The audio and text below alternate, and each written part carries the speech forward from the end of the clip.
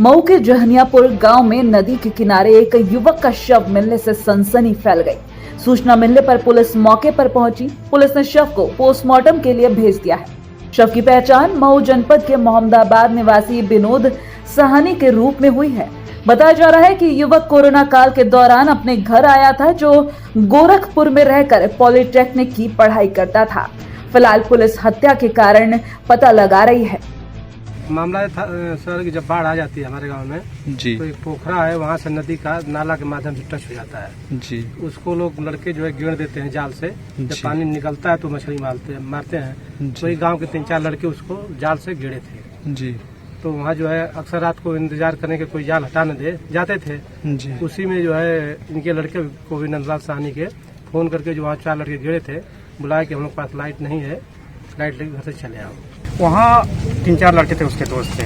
9 बजे करीब उसको फ़ोन करके बुलाए हैं, बोले कि चलो मछली मारना है, आ जाओ। उसके माँ बाप ने रोका भी कि बाप मत जाओ, तो बोला कि नहीं डाल लेकर हम आते हैं। तो डाल लेने के लिए गया और उसके बाद उसका पता नहीं चला।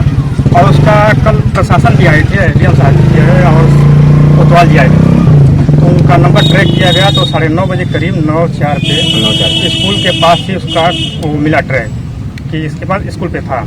और वहाँ पे खून का धब्बा भी था और डॉग स्पॉट गया था, तो वहाँ पे कुछ लोकेशन मिला था। आप लोगों को सूचना कैसे मिली? हम लोग गांव के ही तुरंत चले गए। सर मेरी बहन का लड़का है। क्या नाम था उनका? उनका विनोद नाम था। जी जी। क्या हुआ?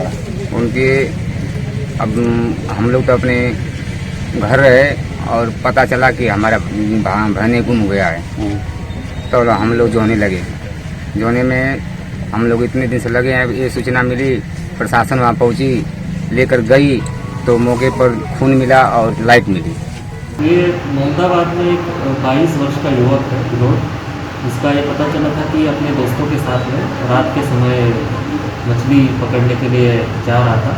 दोस्त आगे गए थे, उसके बाद गया था और इसको काफ़ी परिवार वालों द्वारा ढूंढा गया। फिर उन्होंने पुलिस को सूचना दी। पुलिस ने भी परिवार के साथ मिलकर काफ़ी उसकी खोजबीन की, मिल नहीं पाया।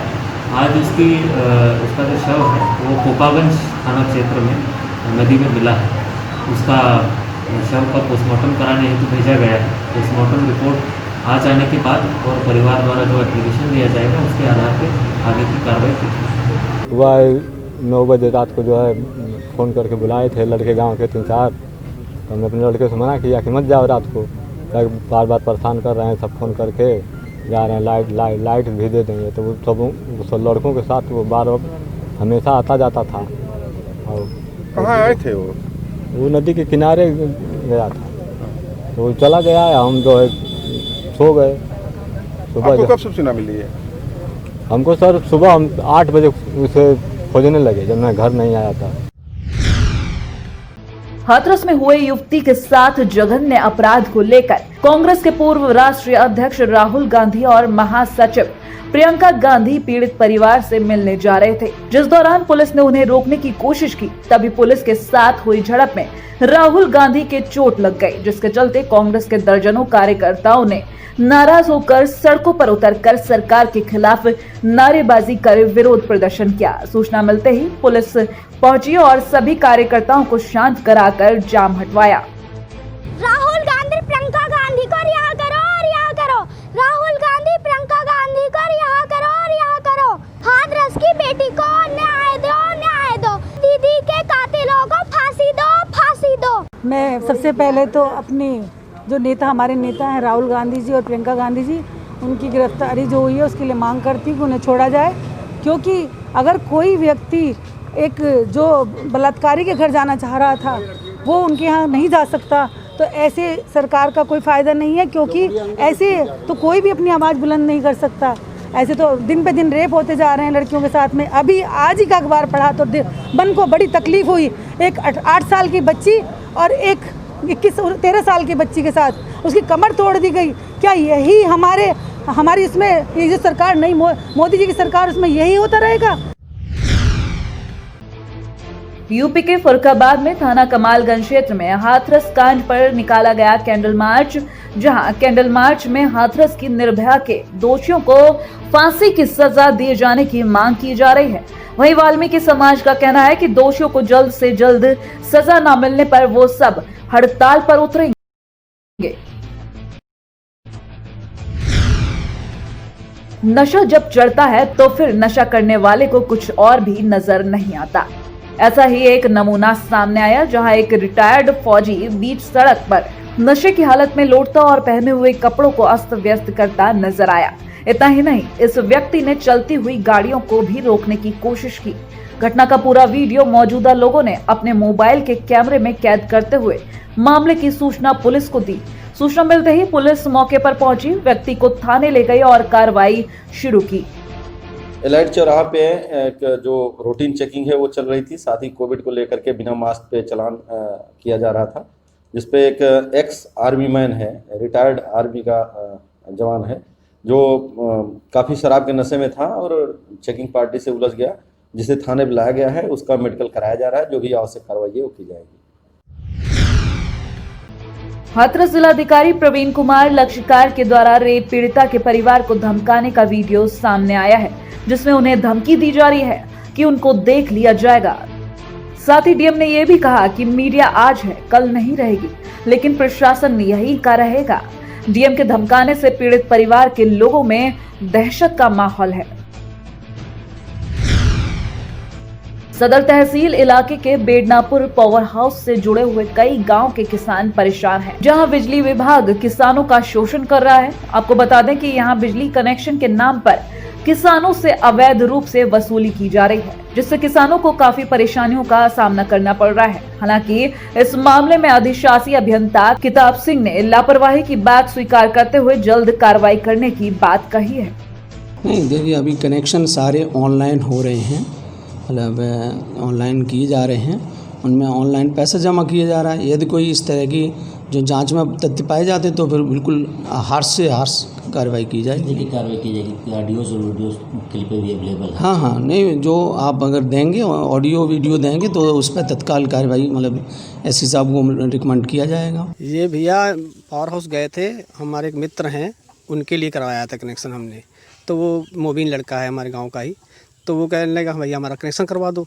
तो हमने कहा ठीक है, देखते बात करते हैं, जाते बातें रहते हैं। तो उनसे मैंने कहा भैया कनेक्शन करना है, वो पारस लड़का है, उससे बात हुई। तो कहने लगा कि भैया सरदार जी 20-22 हज़ार रुपये खर्चा आएगा। हमने कहा छोटा उसके मोटर चलाना है, मीटर लगाना है, उस मीटर पे बिल दिया जाएगा। तो कह नहीं भैया इससे नीचे नहीं होता, और एक ही कनेक्शन है हमारे पास, दूसरा कनेक्शन नहीं है। तो हमने ठीक है भैया। फिर मैंने अपने पड़ोसी वो लड़के से बात की मुबीन से कि भैया आपका इतने बता रहा है। तो वो हमारे घर पर आए, हमारे पिताजी थे, हम लोगों ने पैसा उनको 14,000 रुपये नगद दिया। तो वो मीटर साथ ही में लेकर आए और केबल नहीं लाए, खाली मीटर लेकर आए। पंजाब में किसानों ने कृषि बिल को लेकर रोष जताते हुए बीजेपी कार्यकर्ताओं के घरों के बाहर धरना प्रदर्शन शुरू कर दिया। फरीदकोट के कोटकपुरा इलाके में बीजेपी की पंजाब सेक्रेटरी सुनीता गर्ग के घर के बाहर धरना लगाकर बैठे किसान लगातार बिल वापसी की मांग कर रहे हैं। वहीं पुलिस की ओर से घर की सुरक्षा बढ़ा दी गई है और किसानों को समझाया जा रहा है, लेकिन किसानों का कहना है कि जब तक हमारी मांगे पूरी नहीं होती तब तक हम बीजेपी कार्यकर्ताओं के घरों की घेराबंदी जारी रखेंगे।